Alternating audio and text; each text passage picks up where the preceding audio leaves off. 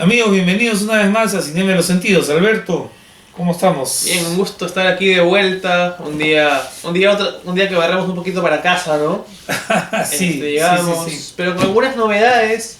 Termina uno de los eventos más importantes cada año. Así es, mañana acaba la feria y dentro de las actividades me parecería importante destacar que se presenta la edición de la Real Academia de la Lengua de los Ríos Profundos, que será comentada por dos estupendos escritores, Alonso Cueto y Peter Elmore, que está pasando unas vacaciones aquí en Lima. Como sabemos, él es profesor de la Universidad de Colorado, de manera que esa mesa promete ser realmente espléndida, ¿no? Yo no me la perdería, es a las 6 de la tarde. Les mentiría si les dijera en qué auditorio, pero es en la Feria del Libro. Usted vaya, llegue unos minutos antes, busque la actividad y le recomiendo que escuche a Alonso Cueto y a Peter Elmore hablando sobre José María Arreaza. Estoy seguro que será una presentación inolvidable. Así, repito, el día de hoy, sábado, en la tarde, para quien esté viendo esto temprano, quien haya llegado temprano al episodio, hay premio. Se está presentando el nuevo libro de Ricardo Bedoya, a quien es posible que tengamos pronto. Sería una gran cosa. Del blockbuster al autorretrato, donde analiza los temas del cine del nuevo siglo. De qué temas ha tocado el cine del siglo XXI. Correcto. Me parece, como siempre, todos los trabajos de Ricardo de sumo interés, ¿no?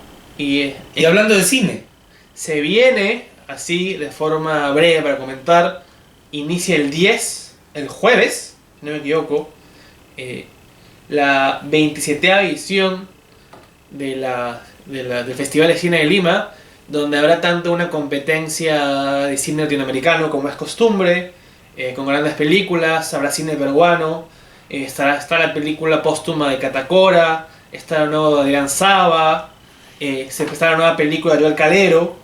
Excelente. Hay un homenaje a Diego Berti y hay un homenaje también de Gregory, de cine, y han restaurado la obra de Robles Godoy. Se va a ver restaurada La Muralla Verde, entre otras películas, Cuentos Inmorales, y se presentan también unas películas destacadas, que viene la Palma de Oro de Cannes, vienen películas ganadoras de Berlín, así que todo eso está en la web del festival, para no extrañarnos mucho con el programa, para ir de frente a la carne, digamos. ¿Y es hoy? ¿Qué carne tenemos? Carne surrealista. Surrealista y de nuevas olas también. Muy bien. Viene José Carlos Cabrejo, profesor de la Universidad de Lima, doctor en literatura además. Así es. Y director de la revista Ventana Indiscreta, la revista de cine de la Universidad de Lima, para hablar de dos publicaciones. La primera, Cuerpo y Surrealismo de la poesía del cine, un estudio semiótico de las representaciones del cuerpo, tanto en el cine surrealista, en el cine de influencia surrealista, hemos dicho, como en la poesía surrealista, partiendo además de La Tortuga Ecuestre de César Moro. El único libro que escribe en español, además. Y del cortometraje de Luis Buñuel, y la edición de Ventana Discreta, dedicada a Jean-Luc Godard, de reciente fallecimiento, uno de los directores más influyentes en la historia del cine. Así que con eso arrancamos el día de hoy.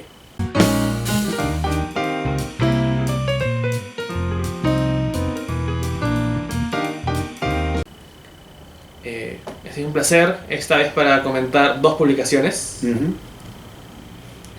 que sería su nuevo libro, Cuerpo y Surrealismo de la poesía del cine, y la nueva edición, la última edición de Ventana Discreta, dedicada a Godard, que falleció el año pasado, como nuestros espectadores ya sabrán.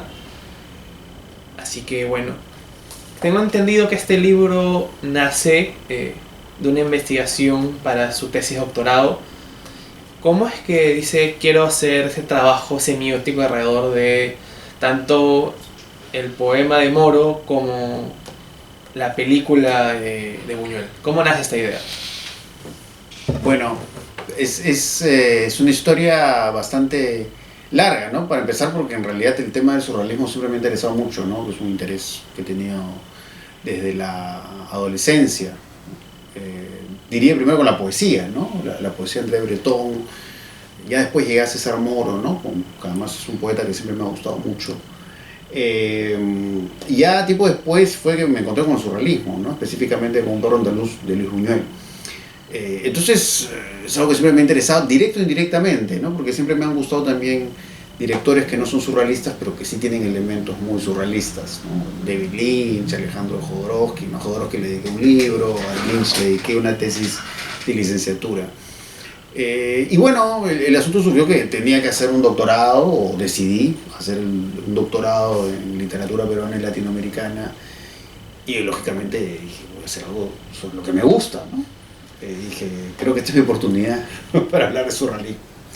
Y pues Un perro andaluz y La tortuga ecuestre, ¿no? El corto de Buñuel, el poemario de César Moro, me parecían obras muy representativas de cómo el surrealismo representa el cuerpo, y a partir de eso surge, pues, digamos, la idea, ¿no? De hacer esa tesis, y la hice además la tesis pensando en hacer finalmente el libro.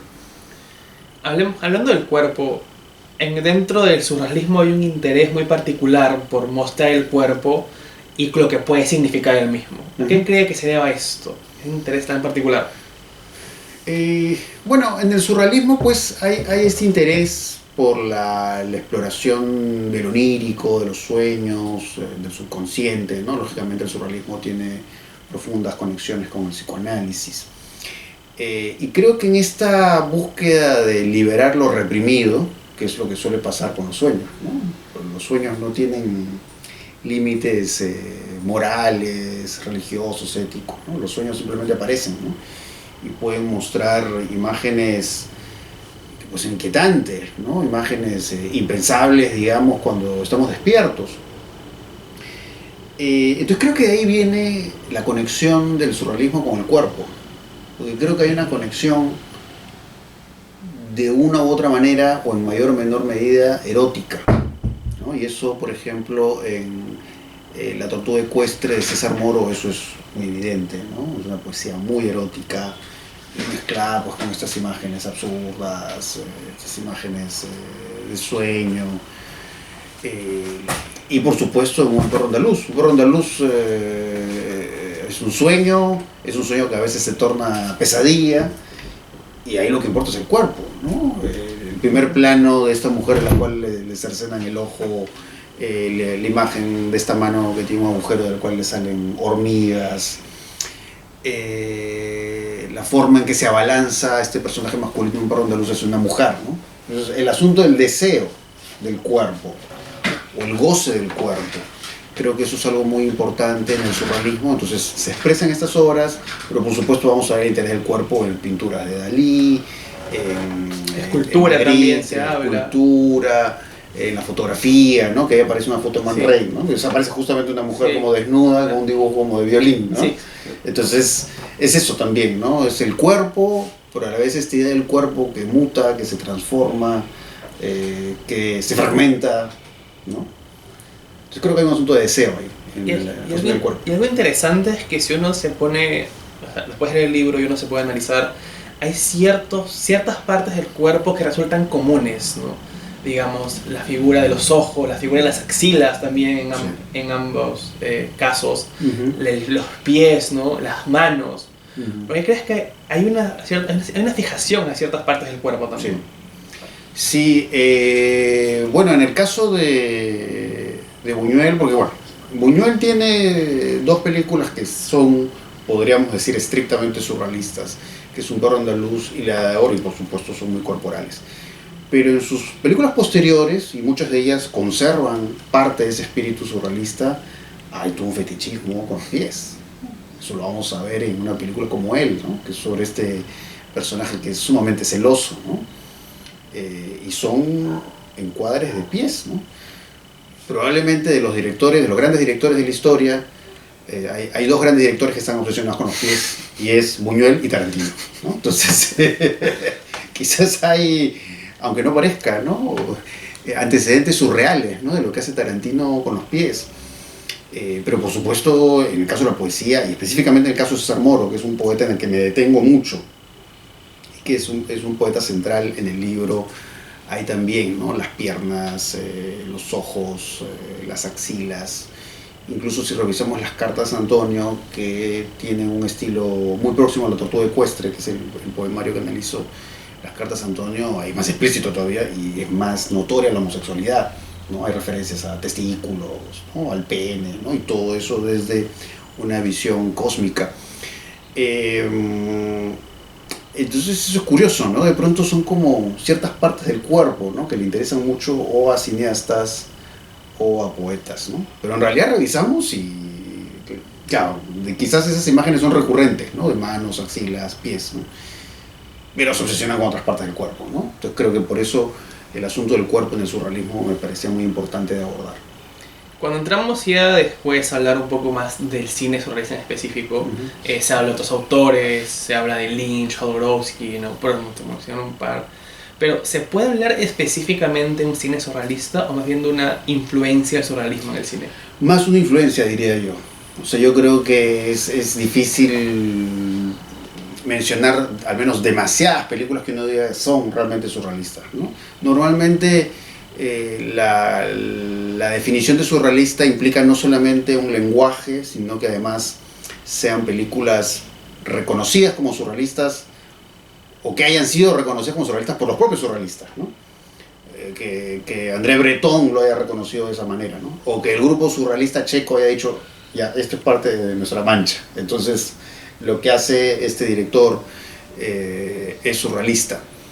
Pero muchas películas tienen algo del estilo surrealista, pero no tienen esa definición. Y quizás un caso muy palpable de eso es una película anterior a Un perro andaluz, que es La concha y el clérigo, de Germain Dulac. En realidad uno ve esa película, que además, ojo, ¿no? Es una directora. El lenguaje surrealista ya está ahí, pero no se le considera una película surrealista. También analizo la película de Germain Dulac, pero muchas de las visiones, de las imágenes de referencia sexual y de represión sexual que están en Un perro andaluz ya están en La concha y el clérigo, pero no se le considera la primera película surrealista. Pero si nos centramos al lenguaje, Está presente. lo sería, sería, ¿no? Pero bueno, la película de Buñuel tiene más reconocimiento porque tuvo, digamos, una acogida directa por parte de los surrealistas. Entonces, el cine, yo diría que principalmente lo que vamos a ver en muchas películas es una influencia del surrealismo. Puede ser una influencia de las películas de Buñuel, o incluso influencia de las pinturas. Pero es difícil hablar en un sentido extenso, ¿no? De un cine surrealista. Por eso en realidad más de lo que hablo, más allá del caso de Buñuel, que sí es muy claro y nítido, son películas que tienen mucha influencia del surrealismo, que evocan el surrealismo, ¿no? Y lo procesan bajo un estilo determinado. Y en el caso del cine peruano, ¿dónde se puede encontrar estas influencias del surrealismo? ¿En qué casos determinados? Bueno, hay este corto famoso de Fernando de Cislo, Esta pared no es medianera, es el título, que incluso lo analizo también, ¿no? Es claramente un corto estilo surrealista, podríamos establecer muchas conexiones ahí con Un perro andaluz. Claramente Un perro andaluz es un referente de este corto de Fernando de Cislo. Y creo que además cuando hago referencia en el libro a este cortometraje de Fernando de Cislo, que además lo pueden encontrar en YouTube,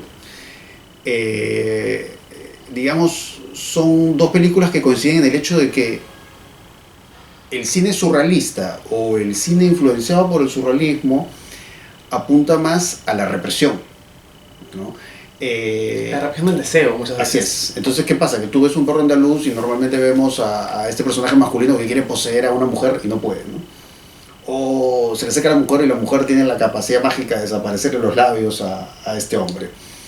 Y podemos ver imágenes similares en esta película de Fernando de Cislo, ¿no? Un tipo que quiere acercarse a una mujer y está como detrás de una ventana y hay como unas maderas o barrotes, ¿no?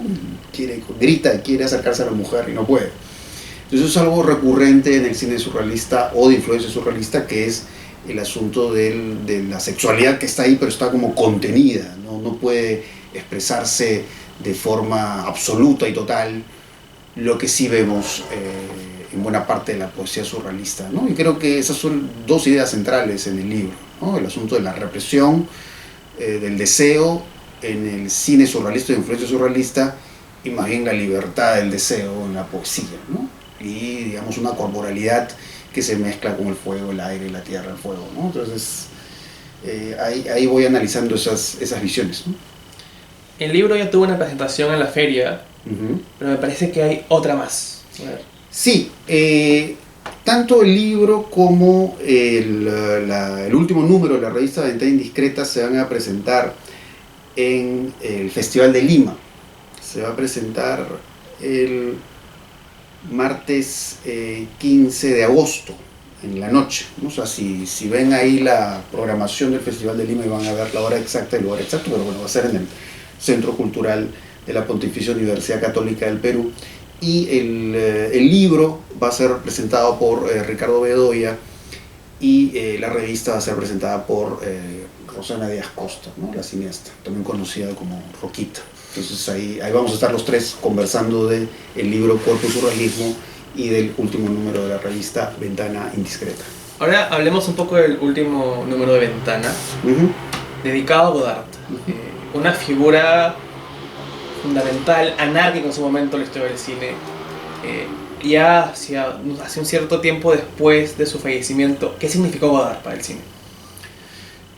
Lo que pasa es que Godard es una figura que es parte de todo un momento de quiebre en el cine, que es la aparición del llamado cine moderno, ¿no? Que el cine moderno, digamos, aparece con claridad y con fuerza en los años 60, ¿no? Y por un lado está la novela francesa, pero también el cine que empiezan a desarrollar realizadores como Federico Fellini, podemos hablar de Ingmar Bergman y así sucesivamente, o Michelangelo Antonioni.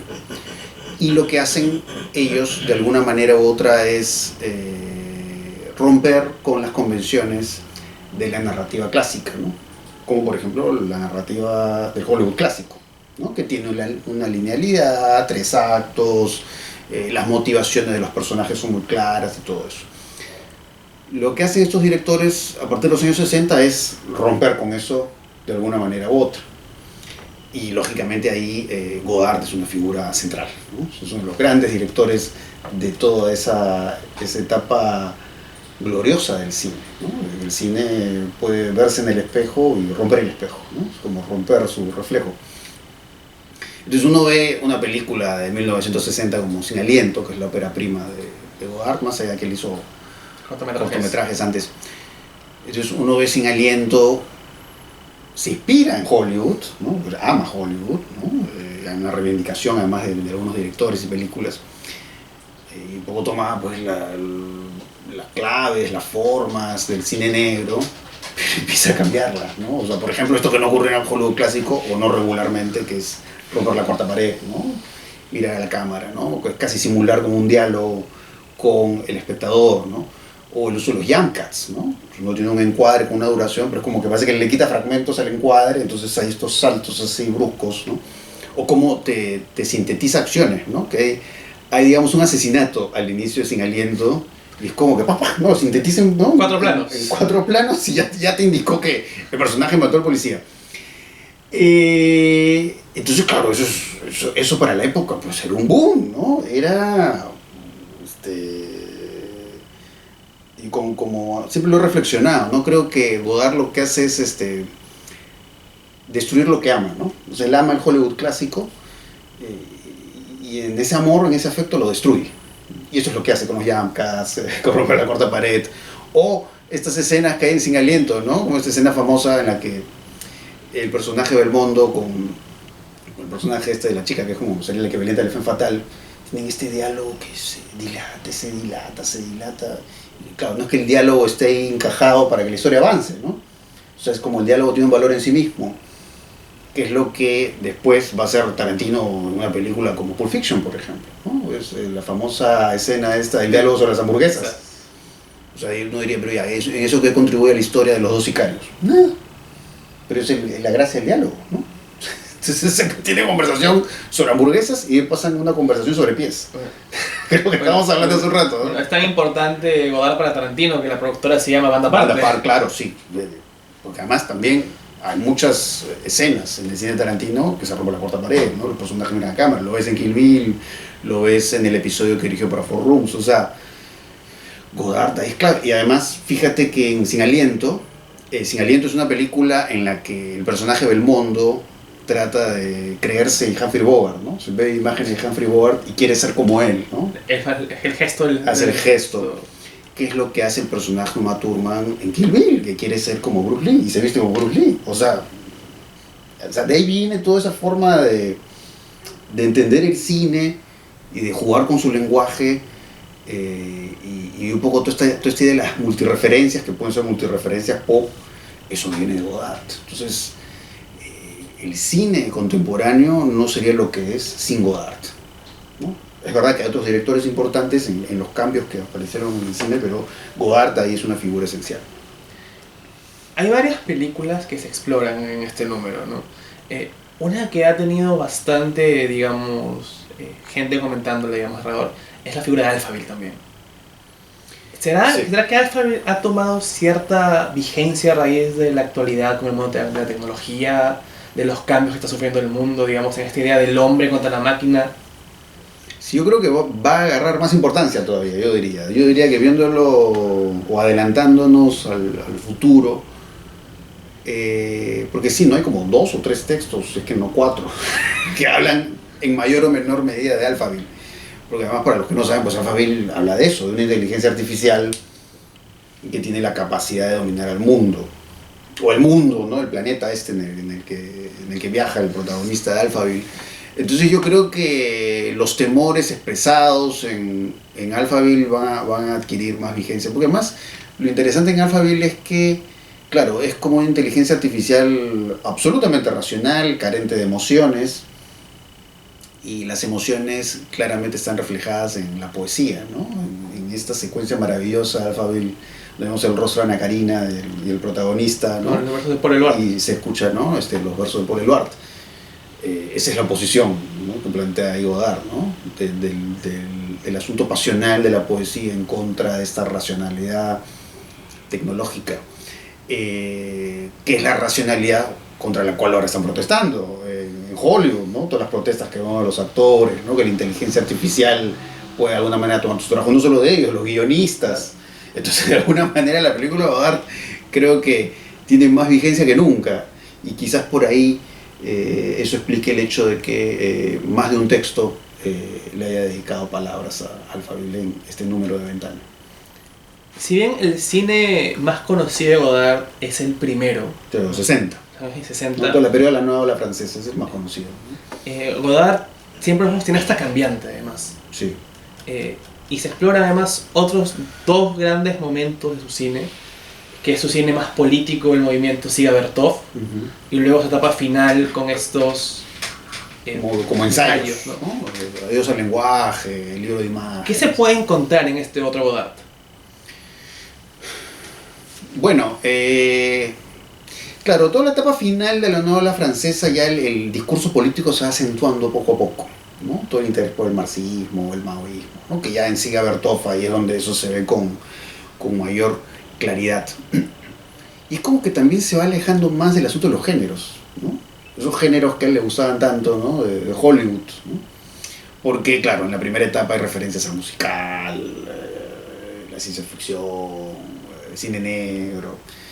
Entonces este juego con los géneros medio que se pierde y entra a una mayor abstracción, que muchas veces es una abstracción política, ¿no? Para dar un discurso sobre asuntos como Mayo del 68 y todo ese tipo de cosas, ¿no? Parece interesante eso, ¿no? Ahí vendría la pregunta por qué a la gente le gusta más esa etapa inicial que la etapa posterior, ¿no? Que es mucho más política. Creo que en parte tiene que ver con eso, ¿no? Que está jugando con géneros, ¿no? Está jugando con códigos que al fin y al cabo, por más que él los rompe, son códigos más amigables, más cercanos para un público más amplio. Y quizás eso también los hace más títulos más entrañables. Lo que no le quita interés a lo otro, ¿no?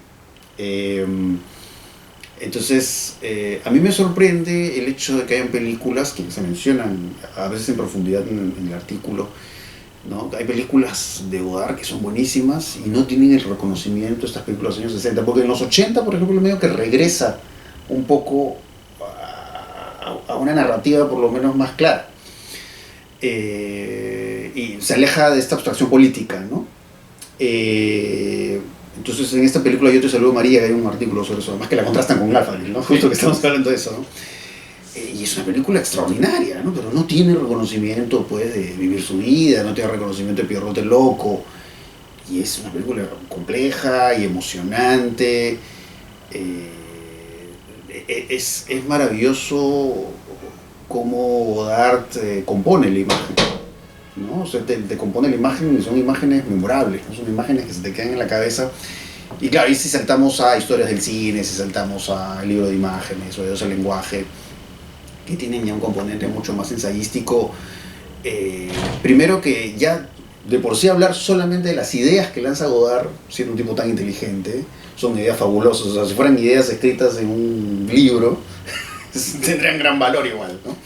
Pero acá encima hay un valor extra a esas ideas, y eso es lo que importa al fin y al cabo en el cine, en la forma en que establece todo este montaje discontinuo, imágenes diversas, la forma en que va cruzando sonidos, y la forma en que incluso se preocupa por el color, ¿no? Que eso se ve claramente en el libro de imágenes, ¿no? Estos colores azules, ¿no? Casi próximos a los colores que usaba en Pierrot el Loco, ¿no? Estos azules, Súper ¿no? saturados. Saturados. Súper pop. Claro, ¿no?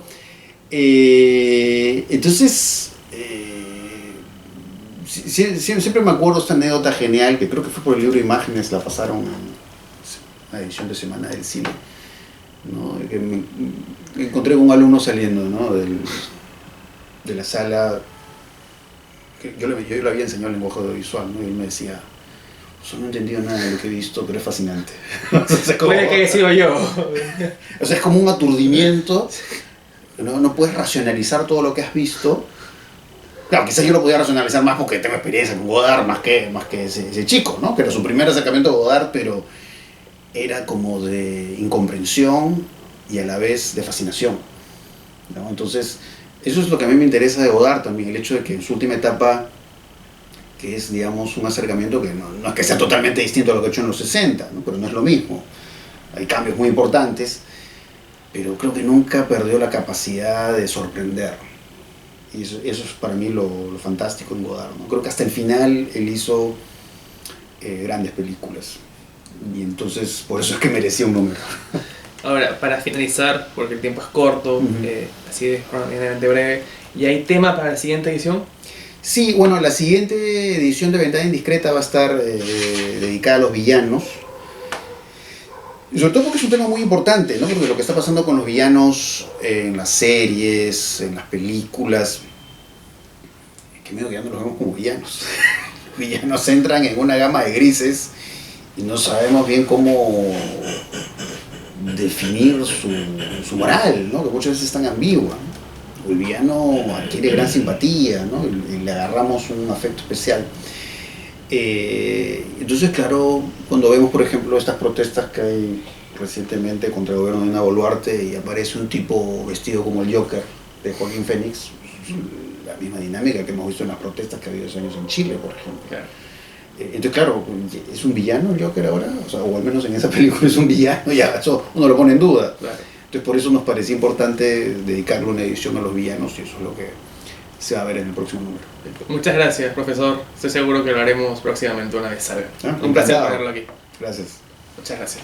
Y no se muevan, que venimos con recomendaciones de novedades tanto en literatura, libros, como cartelera y plataformas de streaming, así que no se vayan. Esto voy a la pausa. Sí, Godard es un tema, ¿no?